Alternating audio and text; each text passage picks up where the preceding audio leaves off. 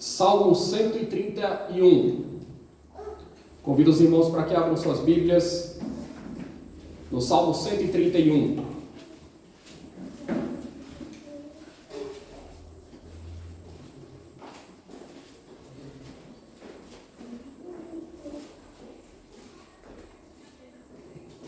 Cântico de romagem de Davi.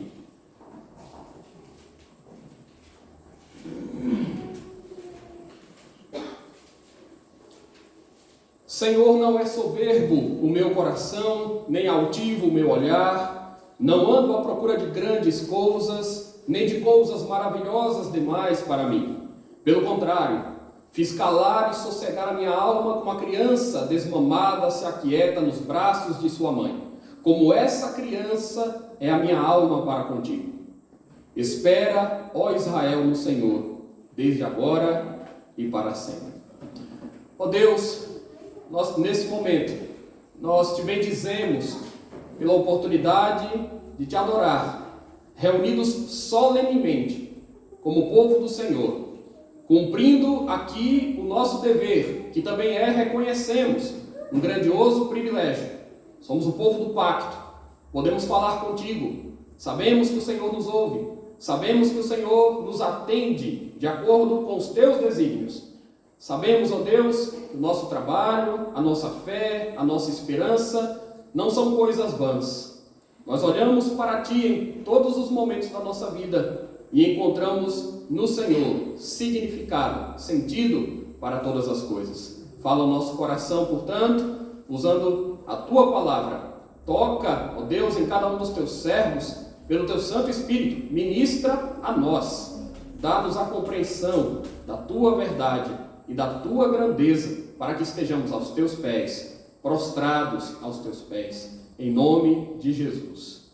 Amém. Meu irmão, o que torna o seu coração inquieto? Você fica perturbado quando pensa no dia de amanhã? Você fica ansioso quando espera por algo muito desejado, mas parece que esta espera nunca chega ao fim? Sua alma fica perturbada quando você se torna vítima de uma falsa acusação, de uma injustiça qualquer. Não há dúvidas de que muitas são as circunstâncias que podem nos trazer um fundado temor. Nós poderíamos falar de algumas fraquezas pessoais que nos deixam abatidos, poderíamos mencionar as crises econômicas que ameaçam o nosso emprego, poderíamos mencionar também a nova guerra que surge no leste europeu e cujos desdobramentos nos são desconhecidos. Nós poderíamos listar problemas familiares que não nos permitem um sossego mais prolongado. Poderíamos citar as expectativas após os efeitos de uma pandemia que deixou muitas pessoas deprimidas em muitas regiões do planeta.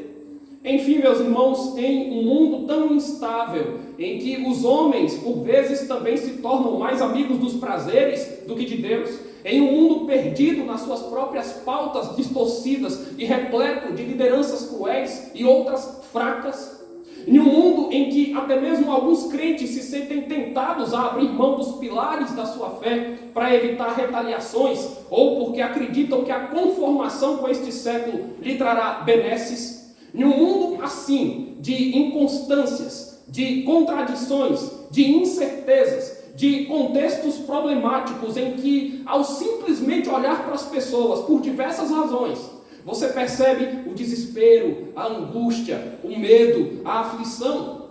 Em um mundo assim, irmãos, talvez nem devamos perguntar, afinal de contas, o que tem tornado o seu coração inquieto, porque inúmeros são os fatores que têm o potencial de despertar essa sensação de inquietude, de ausência de paz e de tranquilidade. Me permitam então fazer uma pergunta que parece ser mais apropriada, mais pertinente. Como podemos aquietar o nosso coração? Essa é a pergunta. Como podemos aquietar o nosso coração? De que forma a paz pode triunfar em nosso ser interior? É possível, irmãos, nós encontrarmos calma em meio ao caos?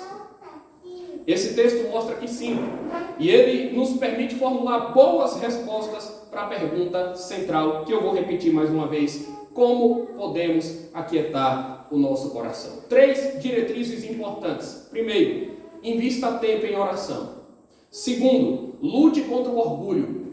E terceiro, descanse na providência de Deus.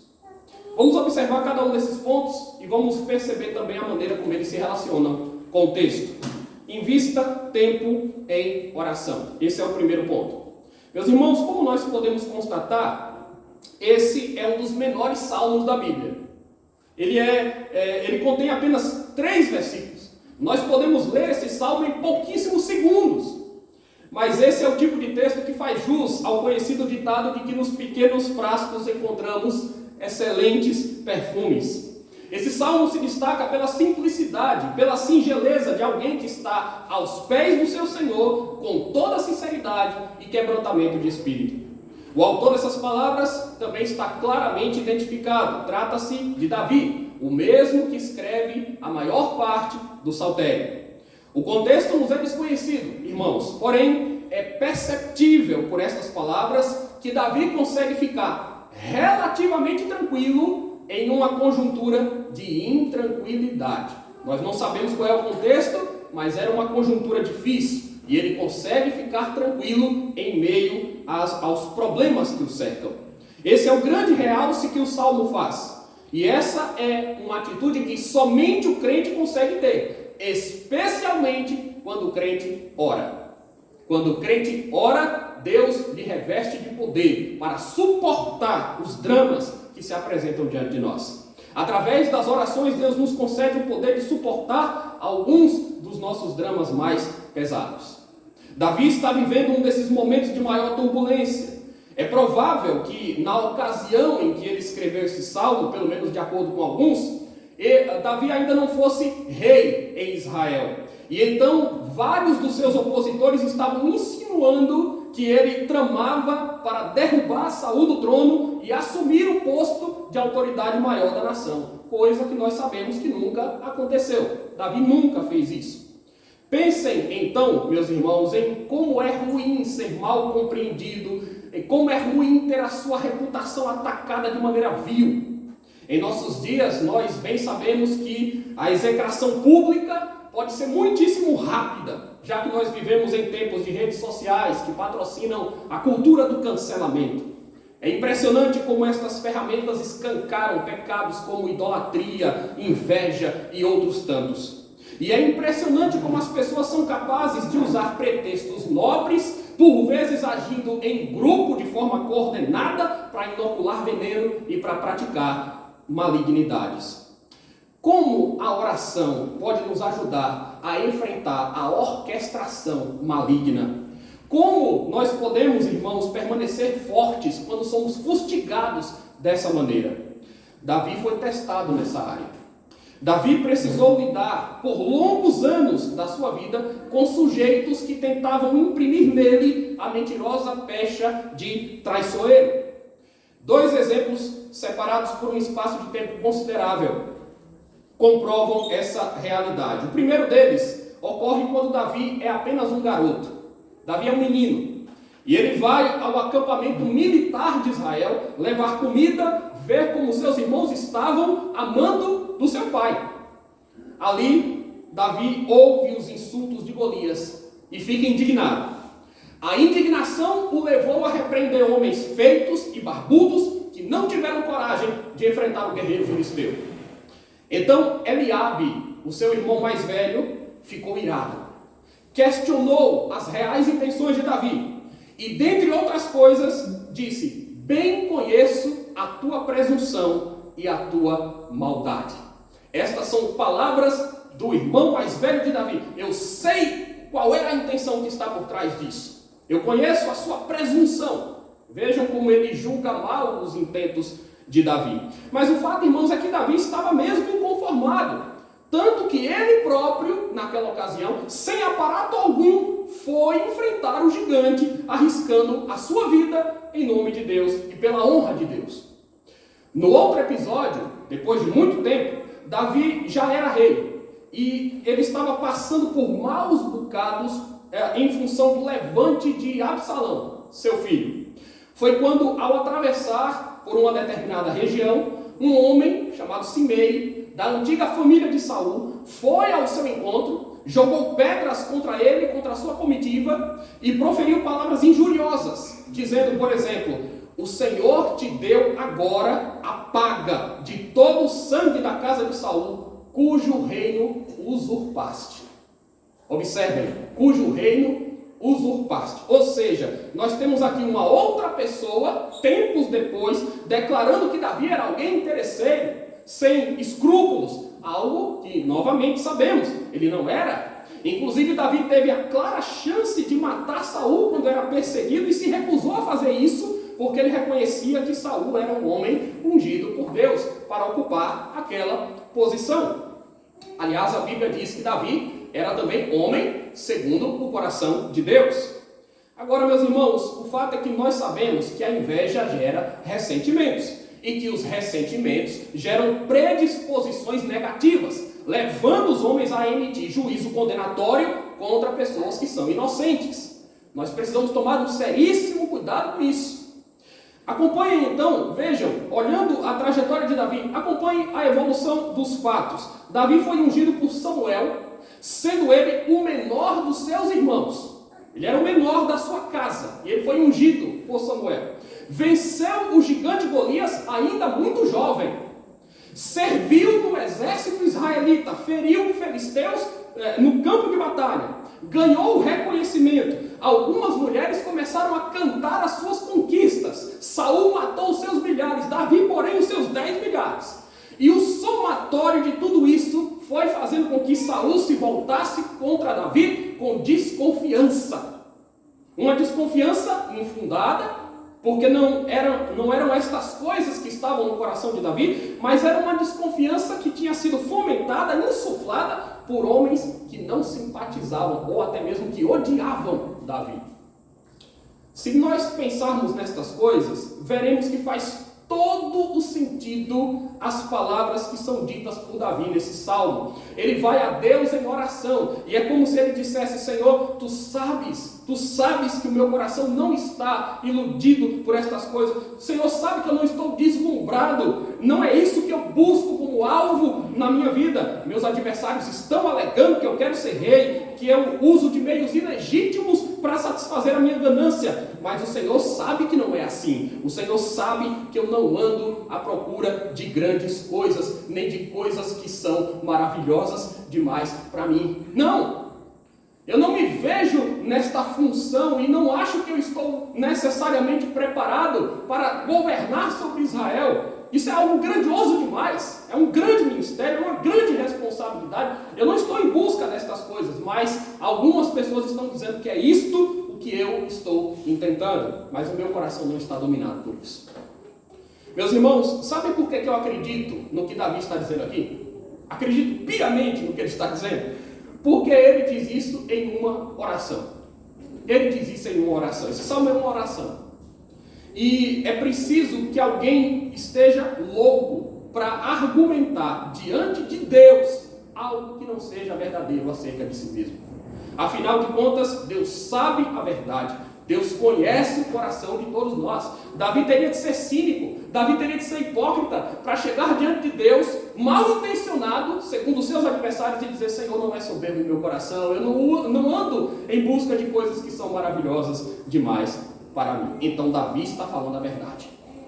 De fato, movido pelo Santo Espírito de Deus, registrando esta oração, esta canção, esta composição, ele está falando, meus irmãos, de um ideal importante que nós devemos buscar. Então você aquieta o seu coração quando você recorre à oração. Quando você recorre à oração. Quando foi decretado, vejam, que ninguém em 30 dias poderia interceder a Deus algum, sob pena de ser lançado na cova dos leões, o que foi que Daniel fez?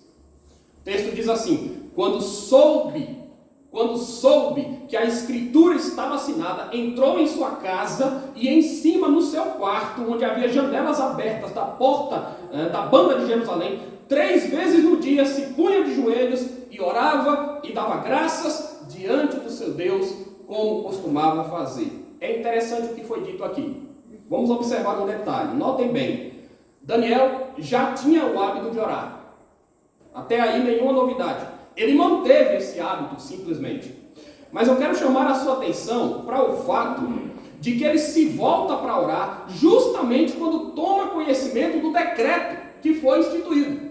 Foi isso que o texto relatou. Assim que ele recebeu a informação, a notícia de que o decreto proibitivo, de que o decreto opressor que impedia as pessoas naquele reino de orar a qualquer Deus foi sancionado pelo rei, o que Daniel faz é curvar-se diante de Deus. O que ele faz é orar. E eu diria que ele faz isso por 3 razões, meus irmãos, assim, que a gente pode destacar com base nesse versículo. Primeiro, porque ele era zeloso do nome de Deus e porque ele queria honrá-lo diante daquela afronta. É como se ele estivesse respondendo de pronto, de imediato. Estão dizendo que eu não posso orar a Deus, mas é isso que eu vou fazer, exatamente agora. Porque é o nome de Deus, é a honra de Deus que está em jogo. Eu sou zeloso pelo nome de Deus e esta afronta é contra ele. Segundo, Daniel não quer deixar de expressar a sua gratidão por tudo que Deus tinha feito por ele até aquele momento. Razão porque o versículo diz que, dentre outras coisas, ele dava graças. Daniel se põe diante de Deus em oração, com as janelas abertas, voltado para Jerusalém, e dava graças. Aí você começa a pensar, bom, ele recebe um decreto que, de alguma forma, criava um cerco contra o povo de Deus. Ele ouve falar de um decreto vil, mal, planejado por homens maus, ímpios. E o que é que Daniel faz? Ele dá graças a Deus. Ele dá graças a Deus, porque Deus o sustentou até aquele momento, porque Deus sabe o que faz, porque Deus certamente tem alguma providência, enfim. Terceiro, Daniel certamente ficou muito incomodado. Daniel era um homem inteligente, irmãos. Não percamos isso de vista. Ele já tinha percebido o quanto os demais conselheiros do rei eram perversos. Claro que já. Nós acompanhamos as narrativas, a história de Daniel. Ele já tinha percebido as más intenções daqueles homens e que eles estavam buscando uma chance de destruí-lo. Aqueles homens foram capazes de manipular o rei daquela maneira e fazê-lo assinar um decreto que na verdade lhe seria prejudicial, ainda que Daniel fosse um dos favoritos do rei. Mas a manipulação daqueles homens malvados enganou o rei. E o próprio rei mostrou desgosto quando soube que teria que punir Daniel em função dessa loucura. Nós não temos, irmãos, a descrição detalhada do que Daniel orou ali. Mas eu me inclino muito a pensar que ele estava também ali buscando tranquilizar o seu coração, buscando a direção de Deus, buscando a ajuda do Senhor contra os caluniadores. Caluniadores esses que foram ao rei dizer: ó rei, esse Daniel de Judá não faz caso de ti, não respeita, não se importa contigo e nem com os teus decretos. Isso é verdadeiro, irmãos? Claro que não. É claro que nós sabemos que essa acusação também não é verdadeira, é uma falsa acusação, mas ela foi feita. E os momentos de oração foram úteis para Daniel aguentar aquele fardo até que Deus operasse o grandioso milagre, fechando a boca dos leões famintos. Lembram de Ana?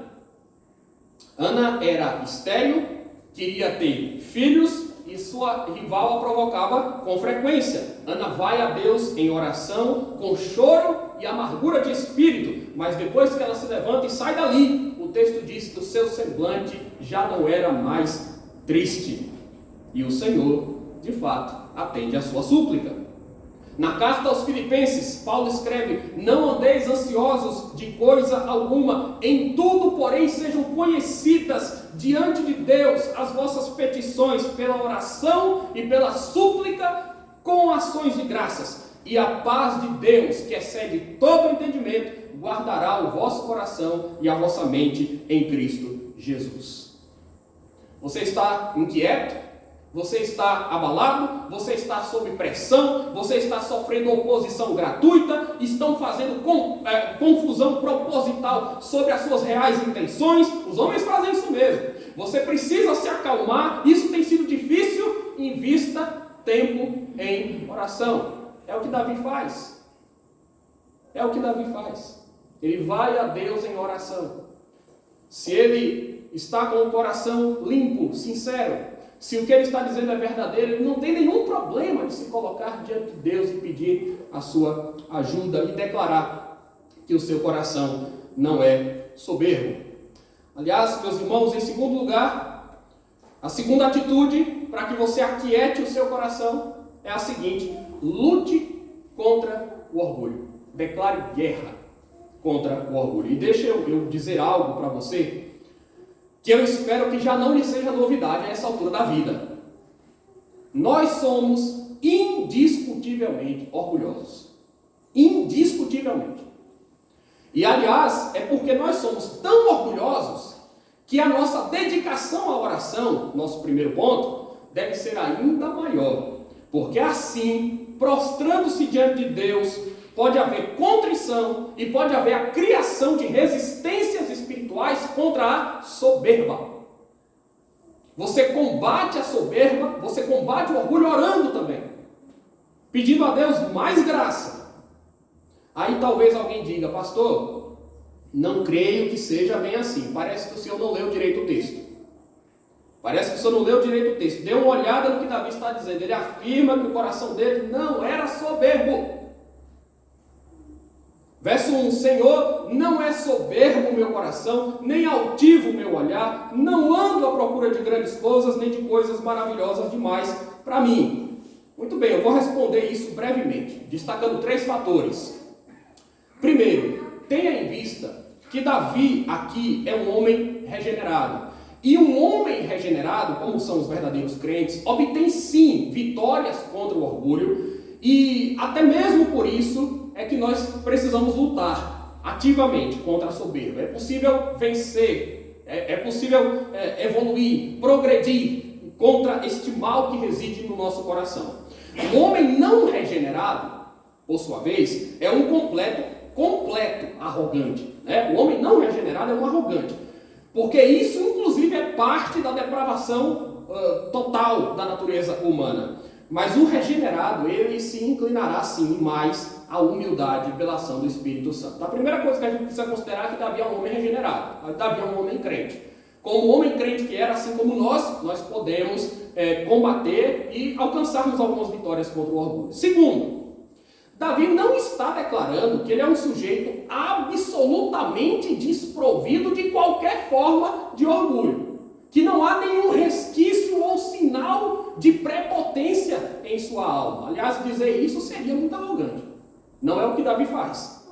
A forma mais inconteste, aliás, de nós demonstrarmos aqui o quão orgulhosos somos, é o modo como nós nos portamos diversas vezes ao pecar. Vamos nos lembrar, por exemplo, que depois que escreveu esse salmo, em dado momento de loucura em sua vida, Davi cometeu adultério, Davi elaborou uma estratégia para que Urias morresse, Davi levantou o censo de Israel em desagrado a Deus, e quando procedeu destas maneiras, Davi foi orgulhoso. Quando nós pecamos contra Deus de forma tão óbvia, direta, nós estamos sendo orgulhosos. Então aqui, meus irmãos, neste salmo, ele não está anunciando que o seu coração está plenamente limpo de toda forma de presunção. Isso é entender o texto errado. O que ele está dizendo, como nós já expusemos, é que os seus inimigos davam um falso testemunho acerca dele, taxando de ser dominado pela vaidade e de tentar o tempo todo tirar vantagem devida, cobiçando posição e status mais elevado. E isso não acontecia. Então, o que Davi declara aqui é em função das acusações específicas que estão fazendo contra ele.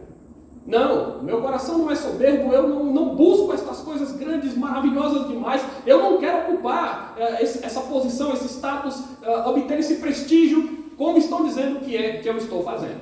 Tá? Então é uma resposta a acusações que tinham uma mesma linha, acusações que tinham uma mesma natureza. E é isso que ele rebate em sua oração ao Senhor. Terceiro, é necessário entendermos que esses dizeres também fazem parte de um cântico congregacional, que passou a ser entoado por todo o povo de Deus e que expressava um ideal a ser buscado. Não é? um dos ideais de vida que o crente deve ter para buscar para si é vencer o orgulho do seu coração. Lutar, combater contra o orgulho para se portar de maneira mais humilde diante de Deus, diante dos seus irmãos, diante do seu próximo. É claro, aqueles que servem a Deus devem se comprometer em vigiar contra o orgulho, em não proceder com altivez. Irmãos, pecado é algo muito contraditório, porque a verdade é que nós nem sequer temos a menor razão para sermos orgulhosos. Qual é a razão de sermos orgulhosos? Qual é? Tudo que nós somos, como nós já dissemos aqui, tudo que nós fazemos é pela graça de Deus. Mas frequentemente enganamos a nós mesmos e apresentamos uma tendência à jactância. E nós somos capazes de nos vangloriar com qualquer coisa. Com qualquer coisa. Qualquer coisa pode ser motivo para nós insuflarmos o nosso coração, incharmos o nosso coração. Joel Bick diz que o orgulho se alimenta de quase tudo ao seu redor. Uma boa medida de capacidade e sabedoria, um único elogio, uma temporada de extraordinária prosperidade, um chamado para servir a Deus em uma posição de prestígio, até mesmo a honra de sofrer pela verdade. O orgulho se alimenta de qualquer coisa. Qualquer coisa que nós recebemos, irmãos, em nossa mão, pode virar motivo de orgulho para nós, se nós não formos vigilantes.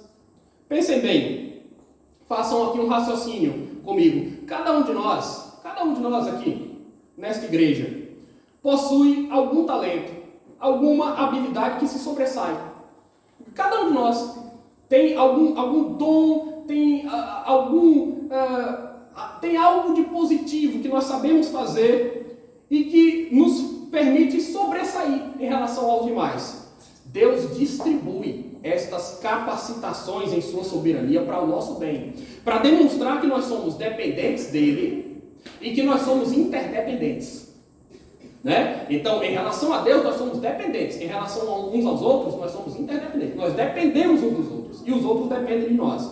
Mas ao invés de agradecermos a Deus e de usarmos essas coisas de um modo proveitoso, não poucas vezes o pecado, o orgulho, faz com que nós usemos essas ferramentas próprias para engrandecer, para nos engrandecer diante daqueles que nós consideramos inferiores. Paul Tripp diz que o pecado nos faz reagir de maneira pecaminosa até às bênçãos que são outorgadas por Deus. Ele argumenta ser comum, e nós sabemos que a criança inteligente provoque a criança menos inteligente, ou que o atleta zombe do garoto com menos destreza. E a sua conclusão é que alguma coisa está tão errada dentro de nós que nós não conseguimos lidar nem sequer com a bênção de maneira adequada. Deus nos dá um talento, um dom, uma capacidade, nós podemos fazer alguma coisa extraordinária, ao invés de darmos glórias a Deus e ajudarmos os outros, nós nos envaidecemos. Jonathan Edwards comparou o orgulho com camadas de cebola. Ele diz: o orgulho é como camadas de cebola. Quando você puxa uma para fora, aparece uma outra que ainda precisa ser removida. Portanto, o orgulho é um impulso poderoso dentro de nós. E saber que Jesus veio nos redimir dessa escravidão é maravilhoso, irmãos. Porque o orgulho prejudica a nossa comunhão com Deus, nos afasta dos outros e constrói boa parte dos nossos problemas. Vejam que Davi, aqui no Salmo, Davi demonstra contentamento com o que ele tem. Contentamento. Eu não estou em uma busca interminável por coisas maiores que supostamente me trarão mais prestígio, mais riqueza, mais fama, mais influência do que aquilo que Deus reservou para mim. Então, se Deus quiser me dar algo mais, ou se eu puder servir e ser útil tendo mais, ok, que assim seja, mas o meu coração não é movido, levado ou sacudido pelo desejo do mais. Eu já tenho o suficiente, Cristo é suficiente para mim. Então, peça a graça de Deus para que o orgulho não crie embaraços para você. Por vezes, meus irmãos, nós nos atrapalhamos completamente por causa da nossa soberba. É a nossa própria soberba que nos atrapalha. Boa parte dos nossos conflitos se explica dessa maneira. Por que nós não perdoamos? Por causa do orgulho. Por que nós não aceitamos a repreensão sensata? Por causa do orgulho. Por que os filhos não honram os pais? Por que os casais se separam? Por que guerras terríveis são iniciadas? Por causa da dureza do coração. Por causa do orgulho. Por que algumas pessoas que pareciam tão promissoras, eram tão admiradas, de repente caem tão feio? Porque a soberba precede a ruína. Jesus diz que deixou de realizar milagres em determinadas cidades e regiões por causa da incredulidade das pessoas ali. O orgulho é um atraso em nossa vida. E o orgulho deixa sim um coração inquieto e perturbado. Davi diz, irmãos, que ele fez calar e sossegar a sua alma. Mas para estar nessa condição, ele demonstra ter compreendido a importância de negar o orgulho, seja em seu olhar, seja em seu agir, seja em seu íntimo. Não é soberbo o meu coração, não é altivo o meu olhar, não ando à procura de coisas grandes. Isso é um chamado à humildade. A Bíblia nos chama à humildade. E a Bíblia diz que Deus resiste aos soberbos, mas dá graça aos humildes. Davi parecia estar bem consciente dessa premissa fundamental. Tanto que lá no Salmo 19, que é escrito por ele também, lá no Salmo 19, sabe como é que Davi ora a Deus? Ele diz: também da soberba guarda o teu servo, que ela não me domine, então serei irrepreensível e ficarei livre de grande transgressão. Então você acha que Davi não sabia que o perigo da soberba rondava o seu coração? Ele diz: Senhor, da soberba guarda o teu servo, que ela não me domine. Essa é uma boa oração para nós fazermos. Você quer que Deus abençoe o seu caminho? Um excelente conselho que nós temos aqui para dar, com base nas Escrituras Sagradas, é: pare de ser tão orgulhoso. Ore para que Deus te guarde da soberba, como Davi fez, e seja mais humilde na expressão, no jeito como você sente e interpreta as coisas, no jeito como você olha para as pessoas, no jeito como você tem procedido. Seja mais humilde, para que você tenha mais graça da parte de Deus, porque Deus dá graça aos humildes, mas Deus resiste ao soberbo. Lute contra o orgulho para que você tenha condições de dizer, como Davi, na maioria das circunstâncias em que você estiver envolvido: Senhor, ouça a minha voz, atenda a minha oração, Senhor, porque não é soberbo o meu coração, não é altivo o meu olhar, não ando à procura de grandes coisas, nem de coisas maravilhosas demais para mim. E quando você avançar nisso, com o auxílio de Deus, porque sem o auxílio de Deus nós somos um fracasso total, você vai ver como que a humildade, o contentamento e a noção da suficiência de Deus trará paz, tranquilidade e sossego ao nosso coração agitado. Como você pode aquietar o seu coração? Em terceiro e último lugar, descanse na providência de Deus. Descanse na providência de Deus. Tem coisas que nós simplesmente não podemos resolver. Não há o que fazer, a não ser confiar em Deus.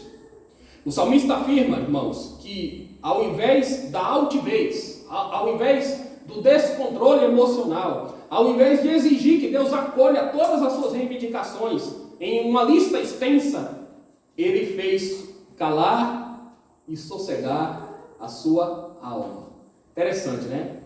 Ele fez calar a sua alma, porque há momentos que parece que a alma está gritando, está falando, as vozes estão vindo, né, do nosso ser interior, e nós não conseguimos dormir, sossegar. Davi faz calar e sossegar a sua alma.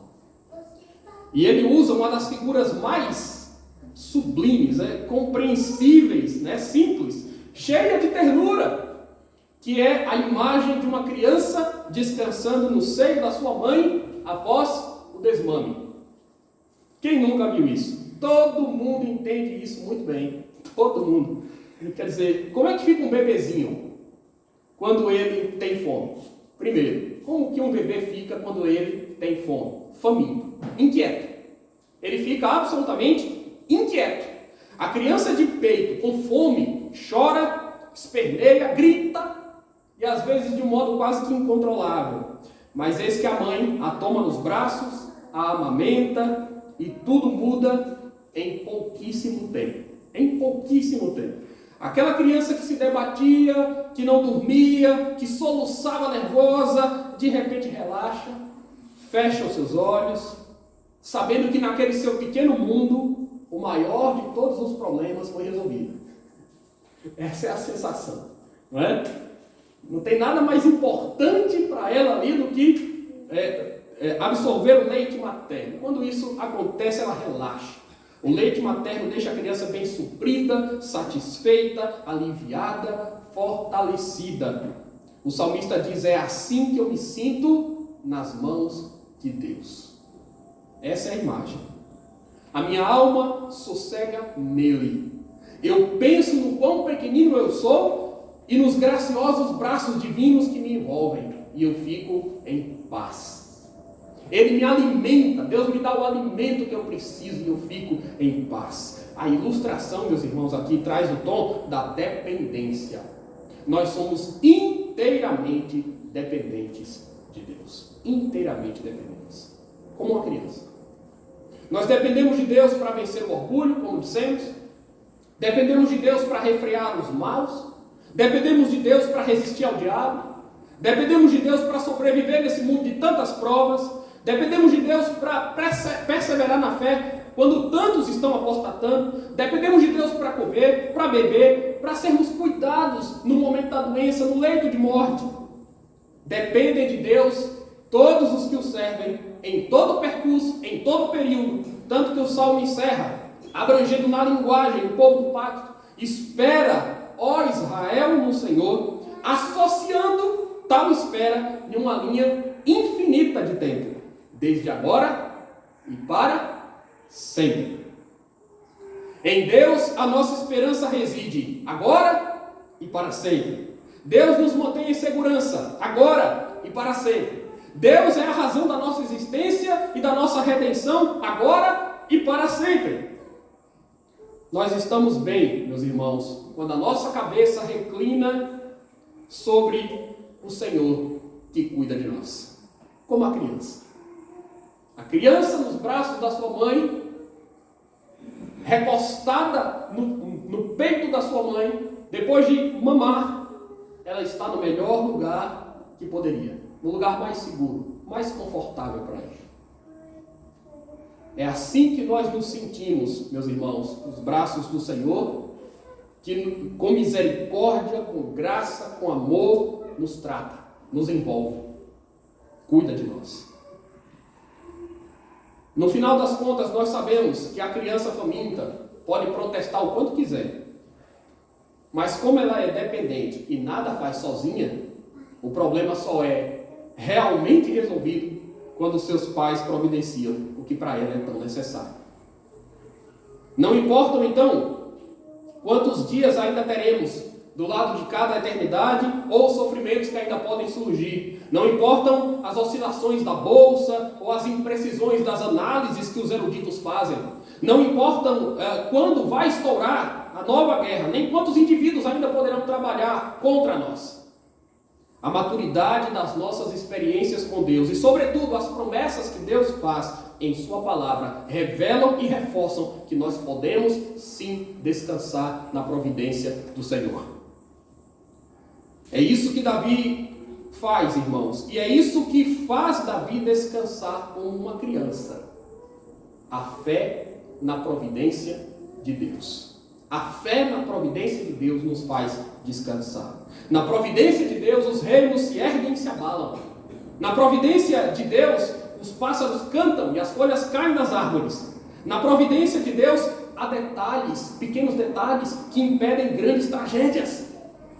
Na providência de Deus, os milagres confundem os materialistas. Na providência de Deus, o mal se transforma em bem. Na providência de Deus, os seus filhos são guardados até o dia final. Na providência de Deus, nada nos falta. E nós somos mais do que vencedores. Na providência de Deus, o Evangelho é pregado em todas as nações e o reino de Deus avança de forma indestrutível.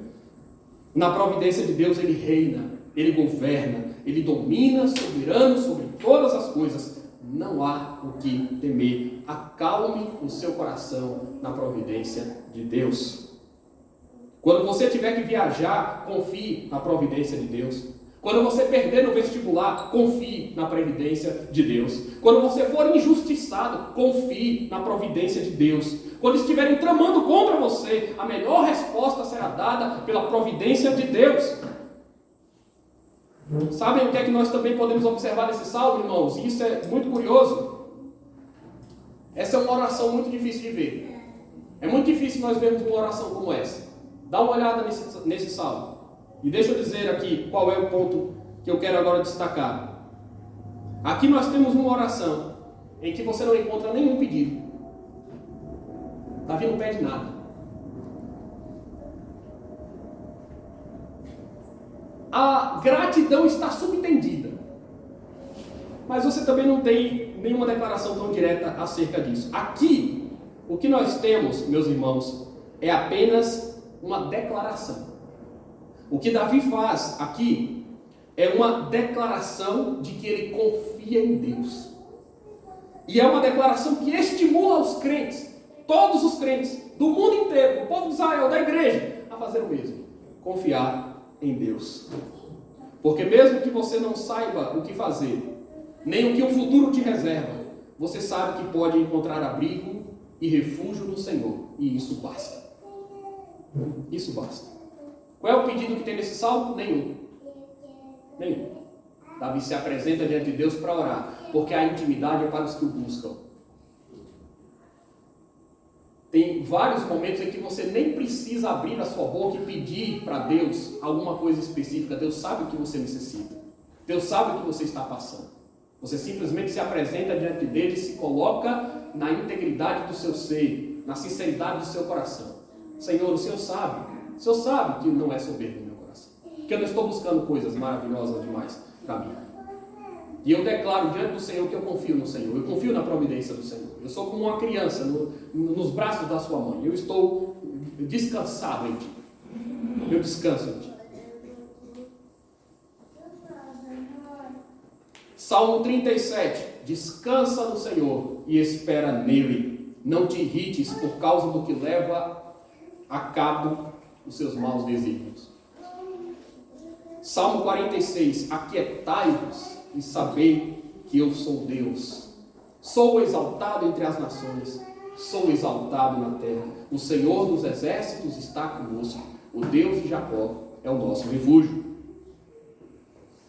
Irmãos, essa vida lança sobre nós muitas preocupações. Como podemos acalmar o nosso coração?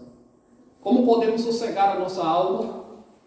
Primeiro, invista tempo em oração diante de Deus. Seja sincero. Derrame a sua alma diante do Senhor, como Davi fez. Deus conhece a sua necessidade. Deus ouve o que você diz a Ele. Segundo, lute contra o orgulho persistente que tanto prejuízo nos causa. Davi estava convicto de que a razão que faria também com que Deus o ouvisse, certamente era o fato de que Deus conhecia o seu coração e sabia que ele não estava perdido em meio à soberba, à altivez. Ele lançou fora isso. Ele se coloca diante de Deus humilde, confiando na sua graça. Terceiro, descanse na bendita providência do Senhor. A providência do Senhor faz proezas. Coisas extraordinárias acontecem pela providência.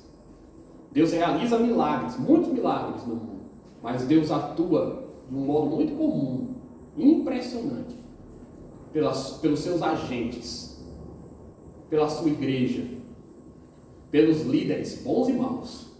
a providência de Deus vence, triunfa. Deus governa, administra esse mundo com a sua mão poderosa. Vamos confiar nisso. Que o Senhor nos fortaleça. Que o Senhor nos abençoe.